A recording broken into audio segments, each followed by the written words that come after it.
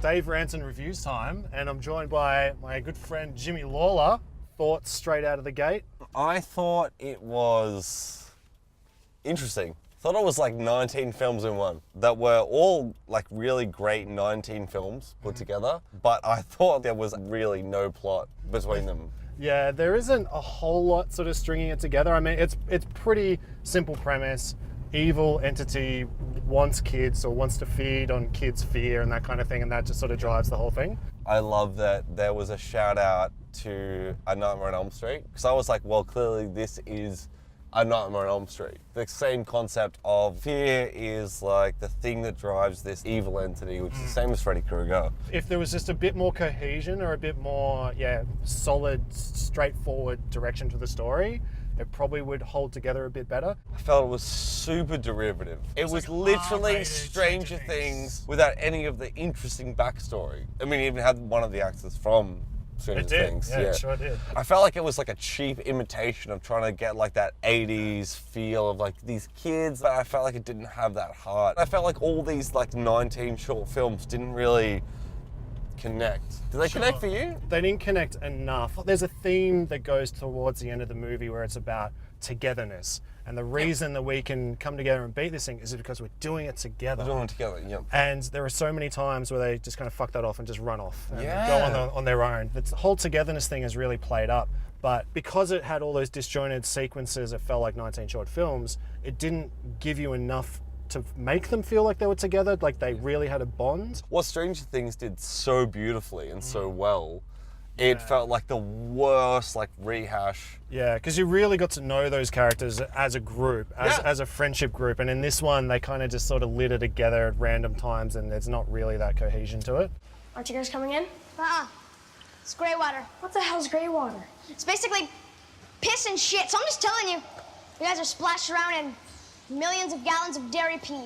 They put a lot of focus on the scene and the setting, the location, and also on making sure that Pennywise paid off, and that was he was convincing. He was really good, menacing, and you know that he felt like a real threat. They did really well with that, and Bill Skarsgård did a pretty fucking awesome job. He said the only thing is like, what was Pennywise's thing? We'll have to open up to a little bit of spoilers now to kind of talk more about that. We can talk more generally before we do spoilers if you want. No, well, fuck that. Let's just go straight. Yeah, let's straight to spoilers. So my main problem, even towards the end, was that fear is his thing. He feeds on fear, but he also clearly kills a lot of people. The very first scene is you see him devour and drag this young boy into the sewer and kill him. Yep. And so obviously he can do that very easily, but he doesn't do it again pretty much for the entire film. If he has the power of doing that, if he wants to eat and kill children and feed, why doesn't he do it? It's one of those films that suffers from that logic problem. It's kind of like when you have this mass evil who can seemingly do anything, but can they? I just kept thinking, well, what are the rules here? Like, there's got to be something scary when you know, what do we think it is? Like, what can it do? And what can we do? And, like, there's, like, a challenge. But what was the challenge? Like, there was no... And that's the thing. I keep bringing back to Nightmare on Elm Street, but that's what's great about it, is, like, we can't fall asleep. We can't fall asleep because Freddy Krueger will get us. And that's terrifying. It's that inevitability of, like, we have to do this. He just pops up in random places, and there doesn't seem to be any rhyme or reason to what he's not, saying, oh, you better all come down to the sewers so they can, if he was trying to lead them somewhere, then like maybe. That more. There's only one of them that he does that with, which is the two main characters, Georgie. Georgie appears and he's like, you'll float down there too if you come with me. But he doesn't do it with any of the others, and I feel like he would want to lure everyone down there. It just isn't clear. It's kind of okay if they're just like this menacing monster who just will do anything to get their hands on someone who's vulnerable. But there's got to be some rules. It's like the rainy scene in Scream, which you're going to have to cut to now as well. It's like, there are certain rules. There are certain rules that one must abide by in order to successfully survive a horror movie. What are we supposed to, as an audience and as the characters, again, why Stranger Things was so fantastic is it established this great, like, kind of underworld. These are the rules, and it was so exciting, and this kind of didn't do any of that. By the end, I was pretty bored, to be honest. So I think we've boiled down the essence of what this is. It's well made, it has some pretty damn good sequences in it, but there's no cohesion, therefore it isn't really that scary because you don't understand the rules, you don't understand what the characters are really kind of going through or what they have to avoid or what do we have to do to fix this problem. It's just kind of random events for horror's sake.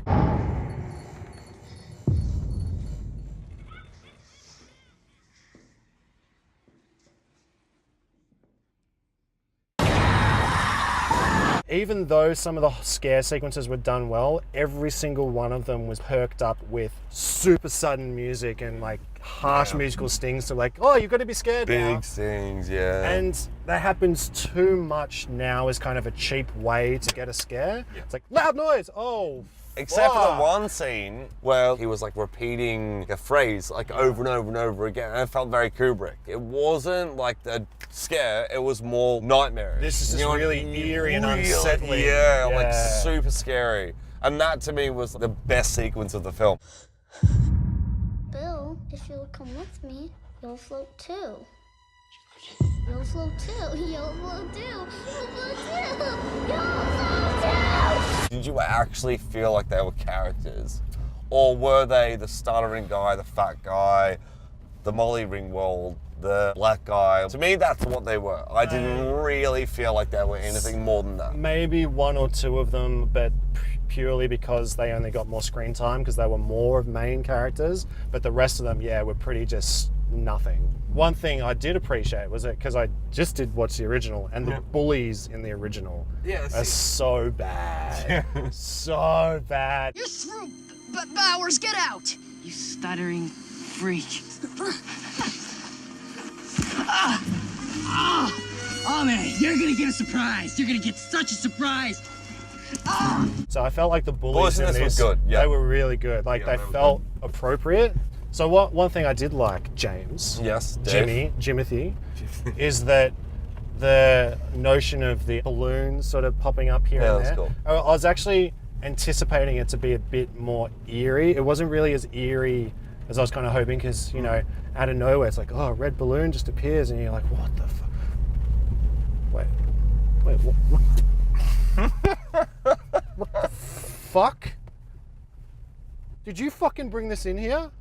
I did. Where the fuck did this come from? What did you do? Where's fucking Pennywise, man? Wait, let me try and, hold on, you ready? That's what I think of the plot. That's pretty much the plot. I saw something. There was this Clown. Yeah, I saw him too. So, final thoughts and rating of the It remake, James? I mean, I hate shit canning films. Feel free to shit can it. Yeah, I know. I'm pretty sure shit can of like the whole review. If you want to see 19 cool, like interesting short films, definitely yes. If you have watched Stranger Things that are kind of like, oh, I'd like to see like a little bit of a shitter version of that. In terms of like a rating, what are we talking like out of 5? Out of 10. Out of 10? Oh, that's so, it's so hard. You promise me you'll bleep what I say? I can't make any promises. Oh, you can't. No, you have to. I'm gonna, because if my mom watches this, she'll be like, Jesus Christ. I'm gonna give it 5 cuts out of 10.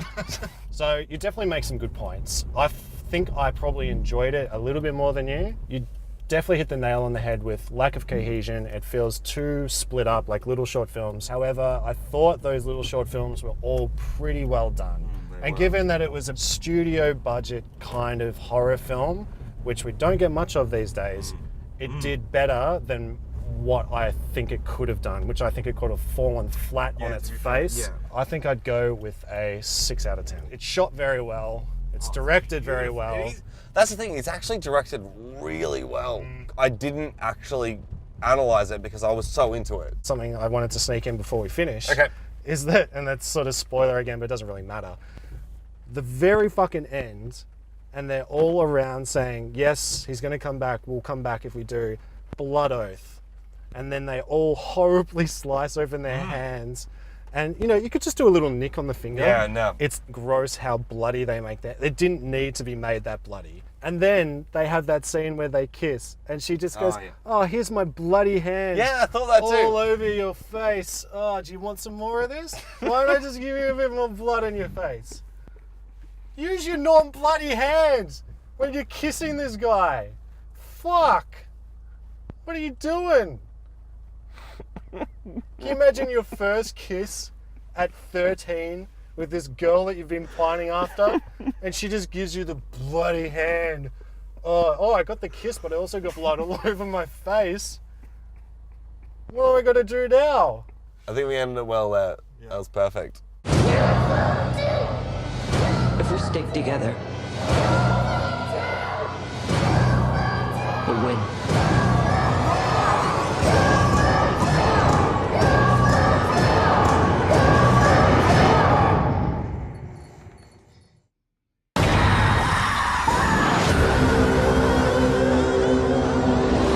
So, like a true professional, I completely forgot to thank James at the end of this review and sign off. So, thanks a lot for joining me, James.